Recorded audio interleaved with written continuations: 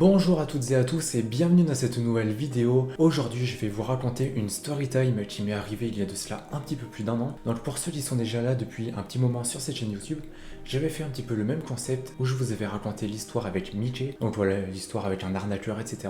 Je vous mets une petite fiche juste ici si vous n'avez pas encore vu la vidéo. Mais voilà, ça va être dans le même style. Pareil, il m'est arrivé une embrouille, il m'est arrivé quelque chose. Et surtout dites-vous que le titre de cette vidéo est vrai, d'accord? Juste restez bien jusqu'à la fin de la vidéo afin de comprendre tous les détails, afin de bien tout prendre en compte, etc.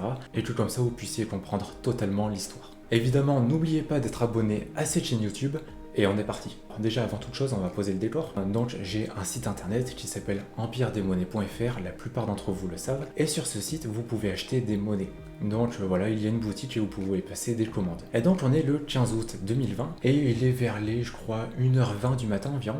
Et donc j'allais tout simplement aller me coucher lorsque je reçois un message pour me dire qu'une nouvelle commande avait été passée sur le site. Donc évidemment je vais voir quelles monnaies ont été commandées, etc. Et là je m'aperçois qu'à ce moment-là, c'était la commande la plus grosse jamais passée sur le site. Il y en avait au total pour 350 €, voilà, frais de port compris. Bon, vous commencez à voir le rapport avec le titre ? Moi je vois ça, je me dis yes, c'est trop bien, j'ai gagné quand même pas mal d'argent sur ce coup-là, même si attention, c'est du chiffre d'affaires et pas du bénéfice, mais voilà, le montant était quand même assez élevé, on va pas se mentir, donc j'étais quand même très content. Donc finalement, alors je prépare la commande dans la foulée et je me dis que je l'enverrai quand la poste sera ouverte, enfin voilà, dans la journée. Du coup, dans la journée, je vais poster la commande et comme toutes les commandes normales, je me dis que j'ai plus qu'à attendre quelques jours que la personne reçoive sa commande et voilà, tout sera fini. Bien sûr que non. Non, c'était que le début des emmerdes, c'était vraiment... À ce moment-là, tout allait à peu près bien, et c'est après que c'est un petit peu parti en vrille. Donc j'attends quelques jours, etc.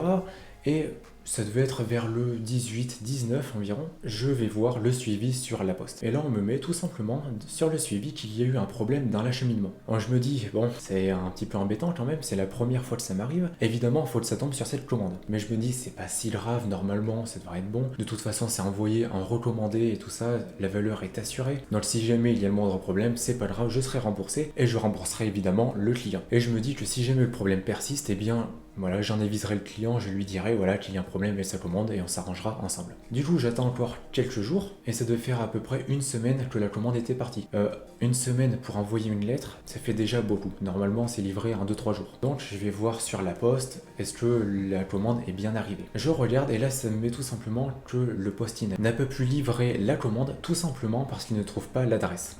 Je me dis que c'est quand même bizarre et je me pose la question, est-ce que c'est la poste qui a mal fait son travail ou est-ce que c'est la personne qui s'est trompée d'adresse? Du coup, je me dis que je vais tout simplement envoyer un mail au client histoire de lui expliquer la situation. Donc je lui envoie un mail et tout simplement le mail ne part pas parce que son adresse mail ne fonctionne pas. Donc là c'est un premier problème, j'ai quand même son numéro de téléphone, bon c'est toujours ça. Du coup je regarde un petit peu son adresse mail et en fait je me rends compte qu'il a juste fait une faute dans son adresse mail. En gros son adresse mail c'est son nom et prénom, par exemple, j'en sais rien. Je vais pas donner le vrai nom bien sûr, mais imaginons qu'il s'appelle Pierre Durand par exemple, et à Pierre il a oublié un R. Et du coup il fait juste rajouter la lettre et comme ça j'ai la bonne adresse. Du coup je lui envoie un mail en lui disant qu'il y a un problème dans l'acheminement et je lui dis l'adresse qu'il m'a donnée et je lui demande de me confirmer s'il s'agit bien de la bonne adresse ou non. J'attends un petit peu et au bout de 2-3 jours, toujours rien. Je me dis bon, c'est quand même bizarre, je sais pas. Et entre temps, cette personne passe une deuxième commande sur le site. Et à ce moment-là, donc, il passe pour environ 420 € de commande. C'est énorme, ça fait beaucoup, ça fait quasiment 800 € au total. Mais cette commande, et sur le coup, ça m'a un petit peu embêté, mais finalement, heureusement, mais cette commande n'a pas été acceptée. Parce que tout simplement, la transaction a été considérée comme une transaction à risque, ce qui fait que, ils n'ont pas accepté tout simplement de faire le transfert d'argent. Donc, évidemment, ça a été bloqué. Mais à ce moment-là, je ne le sais pas. Non, je me dis tout simplement peut-être que la personne n'a pas assez d'argent sur son compte ou peut-être qu'il a atteint le palier de sa carte, je sais pas. Mais voilà, je me dis bon, c'est pas si grave en soi, voilà, ça arrive. Du coup, j'attends encore quelques jours que la commande me soit renvoyée et également que la personne veuille bien répondre à mon mail, ce que la personne ne fait pas. Et honnêtement, quand même, quand vous dépensez 350 € dans quelque chose, vous suivez un minimum votre commande, vous évitez de faire des erreurs, etc. Ça me semble normal. Mais bon, après, on sait jamais, ça peut très bien être une erreur de frappe, une erreur d'inattention. Et donc, tout doucement, on arrive au 1er septembre. Alors qu'est-ce que c'est le 1er septembre? C'était le jour de ma rentrée, mais pas le jour de ma rentrée en tant qu'étudiant, non, c'était le jour de ma rentrée en tant qu'entrepreneur. C'était un jour très symbolique pour moi, et c'était entre guillemets le premier jour où je me levais réellement pour quelque chose qui allait me plaire, et pour une journée où j'allais décider moi-même de ce que je faisais, etc.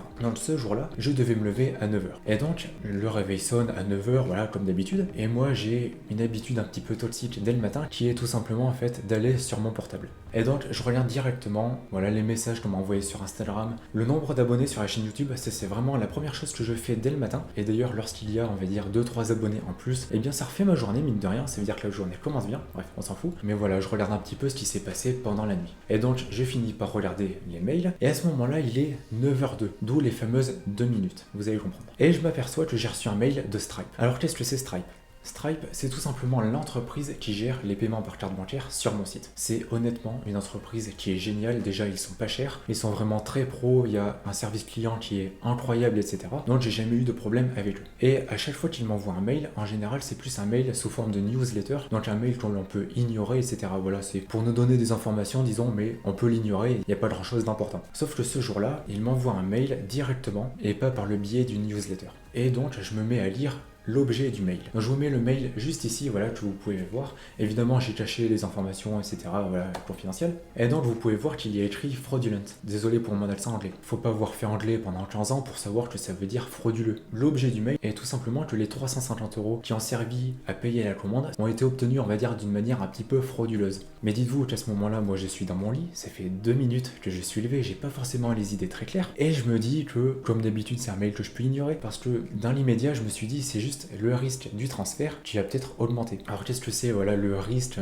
de sécurité en gros? Lorsque vous passez une commande sur internet, peu importe de quel site il s'agit, eh bien il va y avoir un risque qui va être mis en œuvre. Lorsque ce risque est faible, le transfert va être effectué, il n'y a pas de souci. Lorsque le risque est moyen, le transfert risque d'être bloqué tout simplement parce qu'ils estiment qu'il y a un risque de sécurité. Et lorsqu'il est élevé, eh bien ils vont tout simplement bloquer la transaction. Donc moi je me suis dit que c'est juste le risque, voilà, qui est passé peut-être de faible à moyen. Après je ne sais pas pourquoi, mais je vous dis voilà, je sais pas si grave. Mais évidemment je prends quand même la peine de lire le mail. Donc le mail évidemment est en anglais. Moi ça fait 2 minutes que je suis levé et j'ai pas les idées claires, alors je capte absolument rien. Mais je me dis que c'est pas grave, et puis au pire je vais le relire dans un quart d'heure quand ça ira un petit peu mieux. Du coup je me lève, j'attends un petit peu, etc. d'être réveillé, et je relis le mail. Et là je comprends tout. En gros ça m'explique que la carte qui a été utilisée pour payer la commande a tout simplement été obtenue d'une manière frauduleuse. Donc ils me disent pas est-ce que la carte a été volée, est-ce qu'elle a été piratée, etc. Je n'ai jamais pu le savoir, mais ils me disent que bien la personne, le propriétaire de la carte, s'en est rendu compte et que tout simplement il veut que les fonds lui soient restitués, ce qui est normal. Il y a une loi qui voilà vous oblige à faire ça. Et donc ils me disent que les 350 € plus 15 € voilà, de frais divers, en fait de frais de dossier en gros, vont être prélevés sur mon compte prochainement. Donc autant dire que la journée commence bien, il est 9h15, ça fait un quart d'heure que je suis levé, j'ai perdu 365 €. C'est un peu compliqué dans ces situations-là, on se dit que voilà, on aurait mieux fait de rester couché. Et donc j'y réfléchis un petit peu quand même, et je me dis déjà, le propriétaire de la carte, il a pris 2 semaines à percuter que sa carte avait été usurpée. 2 semaines, faut quand même le vouloir. Et du coup, je réfléchis un petit peu, est-ce qu'il y a eu un problème, etc. Et en fait, non. En fait, il n'y a jamais eu de problème. C'est juste que c'est tout simplement un pirate qui a piraté la carte. Et d'ailleurs, alors je précise ça également, c'est que lorsque vous passez une commande sur un site, depuis le 1er janvier 2021, le site est obligé d'avoir mis en place, alors je sais plus comment ça s'appelle, on va dire c'est la sécurité en 2 étapes, ce qui fait qu'à tout moment, la banque peut demander à vous envoyer un code par message, et obligatoirement vous allez avoir besoin de ce code pour valider la commande. À ce moment-là, on était donc en août lorsque la commande a été passée, et cette vérification en 2 étapes n'était pas obligatoire et n'existait pas réellement encore. Donc voilà, je voulais juste éclaircir ce point-là. Si jamais ça se reproduisait aujourd'hui, normalement, ça ne devrait pas avoir lieu, puisque pour un montant aussi élevé, normalement, la banque devra envoyer un message sur le portable de la personne. Après, ça dépend de votre banque, ça dépend du montant, ça dépend de si vous avez l'habitude de passer une commande, ça dépend de plein de choses. Si je prends mon exemple, il m'arrive de commander par exemple pour plus de 100 € sur un site, ça me demande absolument rien. Par contre, juste après, je vais commander pour 5 et 10 € sur un autre site, et là, ça va me demander un code. Donc voilà, ça dépend un petit peu de tout, et normalement, si ça s'était produit aujourd'hui, eh bien la transaction aurait été bloquée. Mais du coup, j'en reviens à ce 1er septembre à 9h15 du matin, et je me dis que, voilà, qu'est-ce que je fais? Du coup, je réfléchis tout ça, et donc je décide tout simplement d'aller porter plainte contre la personne. Donc, la personne a essayé de passer de commande. Ce qui fait qu'on a deux adresses, on a son nom, son prénom, on a également son numéro de téléphone, enfin on a deux numéros de téléphone différents. Voilà, on a pas mal d'informations et donc on donne tout lors du dépôt de plainte. Voilà, et donc à ce moment-là, je suis un petit peu soulagé parce que je me dis que la personne va peut-être avoir des conséquences, du moins je l'espère. Mais maintenant, autre problème, qu'est-ce que je fais pour les monnaies? Parce que je vous le rappelle, les monnaies sont toujours chez la poste. Ça fait environ 2 semaines qu'ils les ont, ils font faire le tour de la France à la commande, voilà, c'est un petit peu compliqué disons. Donc à ce moment-là, dites-vous que moi je me retrouve avec moins 365 € sur le compte. Je me retrouve avec, bien voilà, pareil, la même somme de monnaie qui est perdue dans la nature. Ça fait que j'ai perdu en 2 minutes environ 800 €. Et je demande donc de faire une réclamation, je crois que ça s'appelle comme ça, une réclamation de recommandé. Comme quoi, voilà, faut qu'ils nous la rendent, voilà, parce que de toute façon ils savent pas où l'envoyer. Honnêtement, à partir de ce moment-là, les choses vont un petit peu mieux. Le dépôt de plainte est fait, la commande normalement va m'être restituée. Et voilà.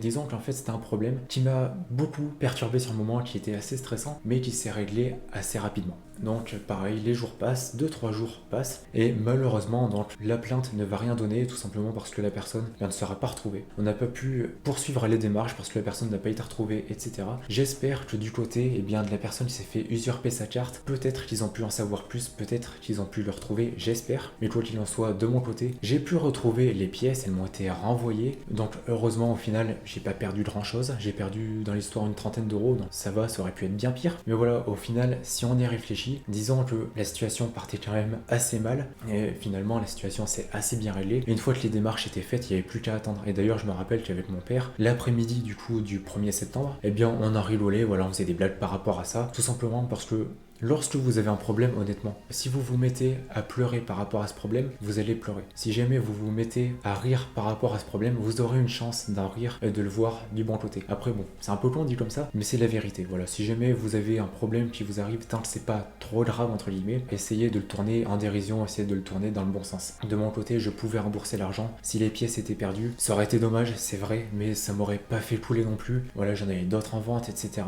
Même si c'était des belles pièces et tout, ça aurait été embêtant, mais voilà, ça n'avait pas non plus des conséquences très graves, entre guillemets bien sûr. J'ai pas envie que ça arrive non plus, attention. Mais voilà, tout ça pour dire que ça aurait pu être bien pire. Et j'ai quand même une pensée pour la personne du coup qui s'est fait usurper sa carte. Elle a dû avoir peur quand même, quand elle a vu 350 € en moins pour remplir des monnaies, elle a dû avoir une petite frayeur je pense. Par exemple, si on se met à la place de cette personne, je pense qu'elle a beaucoup plus stressé que moi, et voilà, ça a dû être beaucoup plus compliqué pour elle. Au final, bon, ça demandait pas mal de temps, ça demandait plusieurs heures, mine de rien, le temps de faire les démarches, etc.